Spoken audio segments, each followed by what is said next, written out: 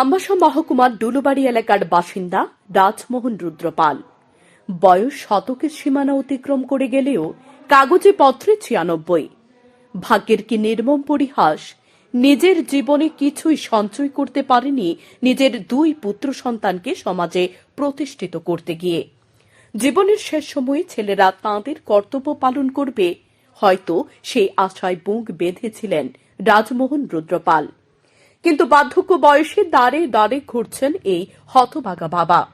রাজমোহন রুদ্রপালের দুই ছেলে গোপাল রুদ্রপাল এবং নেপাল রুদ্রপাল। বড় ছেলের বয়স যখন ৩ বছর, তখনই তাদের মা এ ধরনী ত্যাগ করে চলে যান। ছোট ছেলে ছিল তখন ২১ দিনের। মায়ের মৃত্যুর পর বাবা রাজমোহন রুদ্রপাল কোলে পিঠে করে মানুষ করেন দুই ছেলেকে। রাজমোহন রুদ্রপাল দ্বিতীয় সংসার করেন, কিন্তু অল্প সময়ের ব্যবধানে এই ধরনের মায়া মমতা ত্যাগ করে চলে যান তাঁর দ্বিতীয় স্ত্রী। দ্বিতীয় সংসারে 2 ছেলে, এদের মধ্যে দুজনেই আর্থিক দিক দিয়ে এতটা সচ্ছল নয়। তবু বাবাকে নিজেদের কাছে রেখে সেবা যত্ন করে চলেছেন তারা। রাজমোহন রুদ্রপালের বড় ছেলে একজন নামি দামি ব্যবসায়ী। পৈতৃক সম্পত্তির উপর ব্যবসা করে বিশাল অট্টালিকা হাঁকিয়েছেন বড় ছেলে গোপাল রুদ্রপাল, কিন্তু জন্মদাতা পিতার খোঁজ খবর রাখেন না। ছোট ছেলে নেপাল রুদ্রপাল সরকারি কর্মচারী। এমন দুই ছেলে থাকতে জন্মদাতা বাবা আজ নিজের মৃত্যু কামনা করছেন।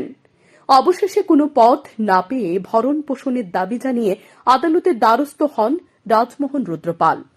আদালত রায় দিয়েছেন, দুই ছেলে গোপাল এবং নেপাল প্রতি মাসে ৩,০০০ টাকা করে মোট ৬,০০০ টাকা বাবাকে দেবেন। আমার তার কাছে সব সংসারী বার হত্যা বান্ধটাই নিষেধ, আর আমরা ফকির বানাই দিচ্ছি। ফকির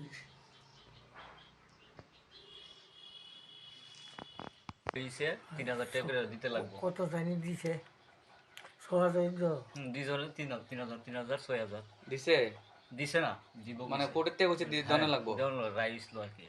বার্ধক্য বয়সে যেখানে বাবাকে সেবা যত্ন করার কথা 2 সন্তানের, সেখানে বাবা জীবন যাপন করছে অসহায় অবস্থায়, আর ছেলেরা তাদের চাকচিক্য বজায় রেখেছে বাবু আনায়।